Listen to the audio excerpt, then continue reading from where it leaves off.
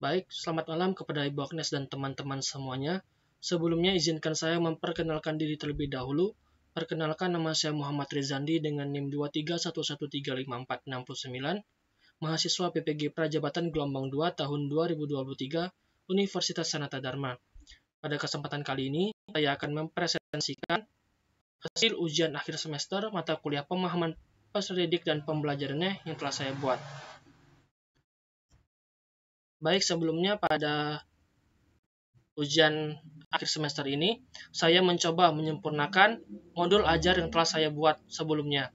Adapun modul ajar ini memuat mata pelajaran pendidikan Pancasila, materi keragaman budaya Indonesia untuk kelas 5 atau fase C. Kemudian untuk capaian pembelajarannya memuat elemen Bhinneka Tunggal Ika. Peserta didik mampu menganalisis, menyajikan hasil analisis, menghormati, menjaga dan melestarikan keragaman budaya dalam bingkai Bhinneka Tunggal Ika di lingkungan sekitarnya.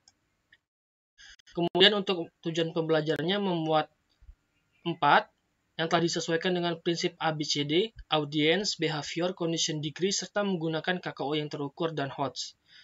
Yang pertama, melalui kegiatan pembelajaran, peserta didik mampu membiasakan beriman, berkebinekaan global, dan gotong royong dengan baik.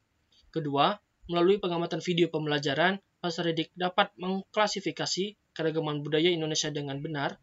Kemudian yang ketiga, melalui kegiatan bermain kartu domino keragaman budaya Indonesia, peserta didik dapat menganalisis keragaman budaya Indonesia dengan tepat.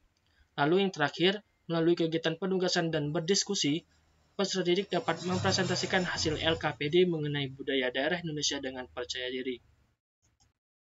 Nah, sebelum memuat modul ajar tersebut, langkah awal yang saya lakukan ialah memuat profil peserta didik kelas 5 SDN Sarikarya dengan cara melakukan penyebaran angket.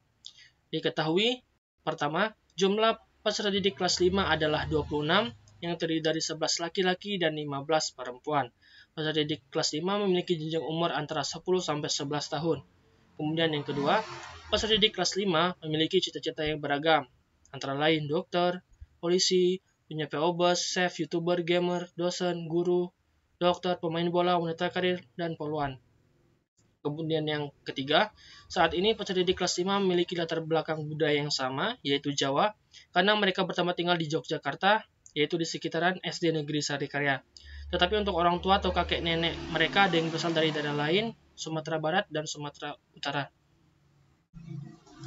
Kemudian yang keempat, sejauh pengamatan saya lakukan, minat dan motivasi belajar peserta didik kelas 5 dapat dikatakan bagus. Mereka dapat mengikuti proses pembelajaran dengan baik dan terlibat aktif dalam proses pembelajaran. Kemudian, peserta didik kelas 5 ini memiliki belajar yang sangat beragam. Yang pertama, 10 peserta didik memiliki gaya belajar campuran, audio, visual, dan kinestetik, yang artinya dapat mengikuti pembelajaran dengan berbagai cara. Lalu, 4 peserta didik yang cenderung memiliki gaya belajar kinestetik, 10 peserta didik cenderung memiliki gaya belajar visual, dan 2 peserta didik cenderung memiliki gaya belajar auditori. Kemudian untuk perkembangan emosi, sosial, moral, spiritual, dan motorik peserta didik kelas 5 sudah terlihat baik. Hal ini ditunjukkan pada proses pembelajaran, mereka sudah bisa menghargai guru yang menjelaskan atau memberikan instruksi, belajar bersama dengan teman, menulis dan menggambar dengan baik, serta melakukan aktivitas di luar kelas dengan baik. Peserta didik kelas 5 juga memiliki pembiasaan untuk sholat duha dan sholat zuhur setiap hari, bagi yang beragama Islam. Kemudian yang 7, ketika diberi pertanyaan jika melakukan kesalahan, saya ingin ditegur dengan cara. Nah, peserta didik kelas 5 menjawab dengan jawaban yang berbeda-beda. Ada yang ingin dengan cara diminta maaf, dinasehati dengan lembut, tidak dengan kekerasan, dan kemudian diberi tugas piket. Kemudian yang ke-8, berdasarkan dengan hasil wawancara dengan guru, kemampuan kognitif kelas 5 terbagi menjadi kognitif rendah, sedang, dan tinggi. Kognitif rendah terdiri dari 2 orang peserta didik, kognitif sedang terdiri dari 17 peserta didik, dan kognitif tinggi terdiri dari 7 peserta didik. Namun, setelah dilakukan pengamatan secara berkala, diketahui bahwa 10 peserta didik sebelumnya yang diketahui berdasarkan angket memiliki gaya belajar campuran, yaitu auditori, visual, dan kinestetik dapat mengikuti pembelajaran dengan berbagai cara. Ternyata mereka hanya memiliki kecenderungan satu gaya belajar saja.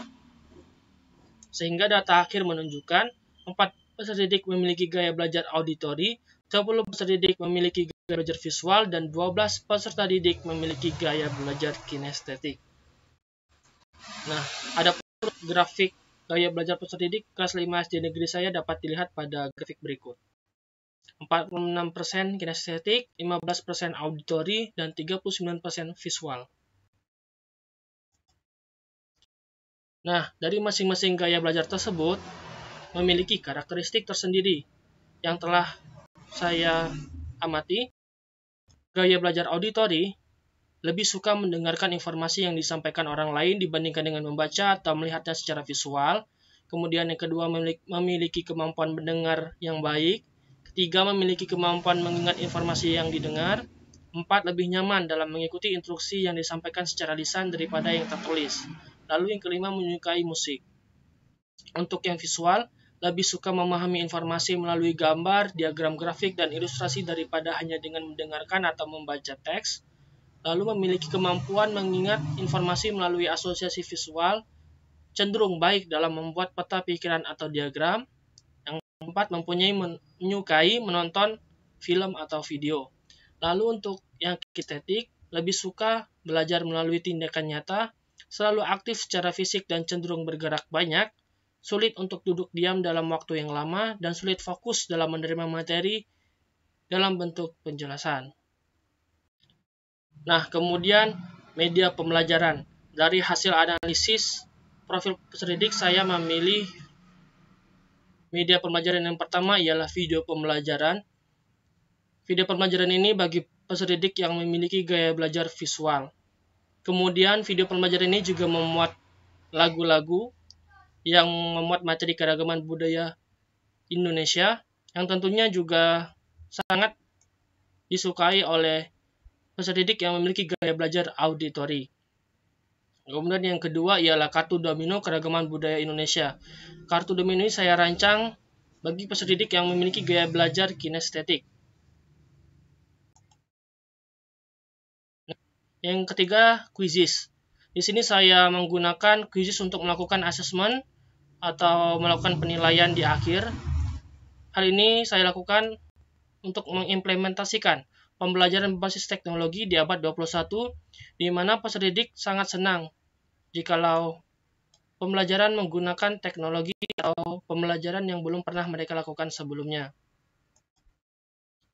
Nah, adapun untuk model pembelajaran, di sini saya menggunakan pendekatan saintifik, mengamati, menanya, mengumpulkan informasi, mengolah informasi, dan mengkomunikasikan. Kemudian untuk diferensiasi, hal ini bertujuan agar peserta didik dapat menerima materi sesuai dengan minat dan kebutuhannya. Kemudian untuk teaching at the right level, hal ini dikarenakan setiap peserta didik memiliki kemampuan kognitif yang berbeda-beda. Kemudian culturally responsive teaching, yaitu pembelajaran tanggap budaya. Hal ini dilakukan agar peserta didik dapat memahami materi dengan baik jika dikaitkan dengan lingkungan budaya sekitar. Kemudian 4C, yaitu critical thinking, collaboration, communication, creativity. Dan 3, yaitu teknologi. Kemudian untuk modelnya, saya menggunakan model PBL, Problem Based Learning. Model ini saya pilih karena model ini dinilai mampu dapat membuat peserta didik aktif dalam pembelajaran. Selain itu, PBL juga mampu meningkatkan kemampuan peserta didik dalam memecahkan masalah. Kemudian yang ketiga, metode. Metode itu metode permainan, penugasan, diskusi, tanya jawab, dan presentasi. Metode ini saya pilih tentunya untuk meningkatkan motivasi dan keaktifan peserta didik pada saat pembelajaran. Nah, adapun yang saya tambah pada penyempurnaan modul ajar ini, di sini saya menambahkan di langkah kegiatan peran masyarakat dan orang tua, di mana peserta didik di akhir pembelajaran diperintahkan untuk melakukan wawancara dengan masyarakat sekitar untuk mengetahui apa saja budaya yang ada di daerah tersebut. Nah, kemudian peserta didik menyusun pertanyaan, membuat janji dengan masyarakat yang akan diwawancarai, dan meminta izin kepada orang tua untuk kegiatan wawancara tersebut. Selanjutnya, peserta didik menghubungi masyarakat dan membuat janjian untuk berkenan diwawancarai. Lalu, peserta didik melakukan wawancara dengan baik dan sopan. Setelah itu, peserta didik melaporkan hasil wawancara kepada guru di pertemuan yang akan datang. Nah, sebelumnya, penarikan orang tua ini tidak ada di modul yang saya buat. Hal ini saya tambahkan agar masyarakat dan orang tua juga berperan dalam pembelajaran di sekolah. Jadi tidak hanya guru, namun masyarakat dan orang tua juga memberikan dukungan untuk mempelajari materi keragaman budaya. Nah, kemudian untuk asesmen, di sini saya melakukan asesmen diagnostik dulu terlebih dahulu dengan cara melakukan pertanyaan pemantik, yaitu seberagam apa budaya Indonesia, apa saja keragaman budaya yang ada di Indonesia, mengapa Indonesia memiliki budaya yang beragam. Nah, kemudian saya juga melakukan diagnostik non-kognitif dengan cara menyebarkan angket yang hasilnya telah saya bahas pada profil peserta didik. Kemudian untuk penilaian sikap, hal ini sudah saya sesuaikan dengan tujuan pembelajaran. Yang pertama ialah beriman bertakwa kepada Tuhan Yang Maha Esa dan berakhlak mulia. Terdapat 4 aspek kriteria. Jika memenuhi semua akan sangat baik, jika hanya 3 berarti baik, jika 2 berarti cukup, jika hanya 1 berarti kurang. Kemudian untuk sikap yang kedua, berkebinekaan global, sama juga dengan yang sebelumnya, itu terdapat 4 kriteria, dapat dilihat pada tabel berikut. Kemudian selanjutnya ada gotong royong, sama juga ada 4. Setelah itu dilakukan penghitungan skor dengan cara jumlah skor diperoleh dibagi jumlah skor maksimal, kemudian dikali dengan 100%. Nah, kedua ialah penilaian pengetahuan. Di sini peserta didik dibagi ke dalam beberapa kelompok sesuai dengan kemampuan kognitifnya. Nah, untuk mengerjakan hasil kegiatan 1 dan 2 pada LKPD. Untuk kegiatan 1, peserta didik akan melakukan permainan menggunakan kartu domino. Untuk peserta didik yang memiliki kognitif rendah akan didampingi secara penuh. Untuk peserta didik yang memiliki kemampuan sedang akan didampingi sesekali, atau jika diminta bantuan atau mengalami hambatan akan segera ditolong atau dibantu. Kemudian untuk peserta didik yang memiliki kemampuan kognitif tinggi akan diawasi dari jauh dan sesekali dihampiri jikalau juga merasa kesulitan. Nah, untuk kegiatan 2, peserta didik menjawab 5 pertanyaan esai. Jikalau menjawab dengan benar dan lengkap, mendapatkan poin 2, menjawab tapi ada yang salah, poinnya 1, tidak menjawab sama sekali, maka poinnya 0. Untuk pedoman skornya sama, jumlah skor diperoleh dibagi jumlah skor maksimal dikali 100%. Nah, selanjutnya penilaian keterampilan atau psikomotorik, yaitu mempresentasikan LKPD secara berkelompok di depan kelas. Untuk aspek dan kriterianya ada 4. Sangat baik, berarti memenuhi semua kriteria. Baik cuma 3 kriteria, cukup kriteria, dan 1 kriteria. Selanjutnya ialah asesmen sumatif.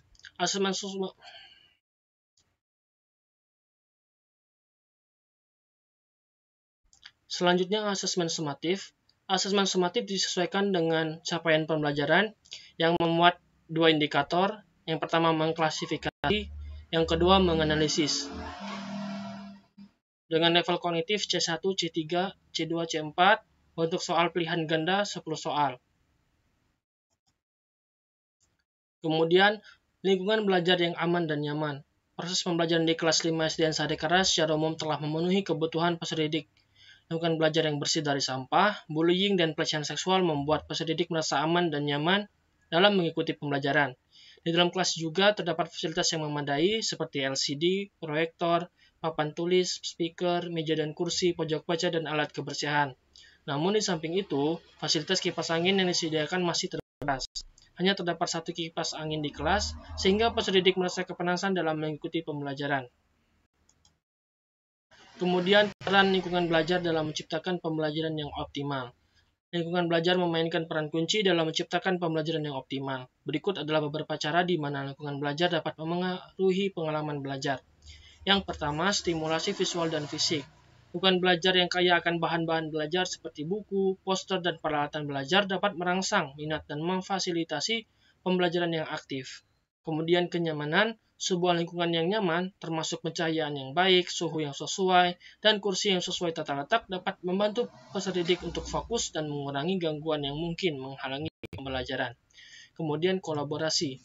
Ruang kolaborasi yang memfasilitasi kolaborasi dapat interaksi antara siswa dapat meningkatkan pemahaman melalui diskusi, pertukaran ide, dan pembelajaran bersama. Kemudian ketersediaan sumber daya. Lingkungan yang dilengkapi dengan teknologi modern, perpustakaan, laboratorium, atau fasilitas lainnya dapat memperluas akses peserta didik terhadap informasi dan pengalaman belajar yang beragam. Kemudian keamanan dan dukungan emosional. Lingkungan yang aman dan mendukung secara emosional dapat membantu peserta didik merasa nyaman untuk bereksperimen, bertanya, dan mengambil risiko dalam pembelajaran. Kemudian fleksibilitas. Lingkungan yang fleksibel dan dapat disesuaikan memungkinkan peserta didik untuk belajar sesuai gaya dan kebutuhan individu. Ini dapat mencakup ruang yang dapat berubah-ubah, waktu belajar yang fleksibel, dan pilihan materi pembelajaran. Kemudian, komunikasi guru kepada orang tua mengenai hal-hal yang terjadi selama proses pembelajaran di dalam kelas. Komunikasi antara guru dan orang tua murid sangat penting, terutama ketika peserta didik mengalami kesulitan belajar. Guru mengkomunikasikan kondisi peserta didik kepada orang tua dengan cara memanggil langsung orang tua ke sekolah, atau jika berhalangan hadir, guru biasanya mengkomunikasi melalui via telepon untuk membahas permasalahan yang ada dalam peserta didik, sehingga orang tua dapat memberikan dukungan dan solusi yang tepat untuk membimbing anaknya ketika belajar di rumah. Kemudian, guru atau pihak sekolah melibatkan masyarakat dan lingkungan sekitar selama proses pembelajaran.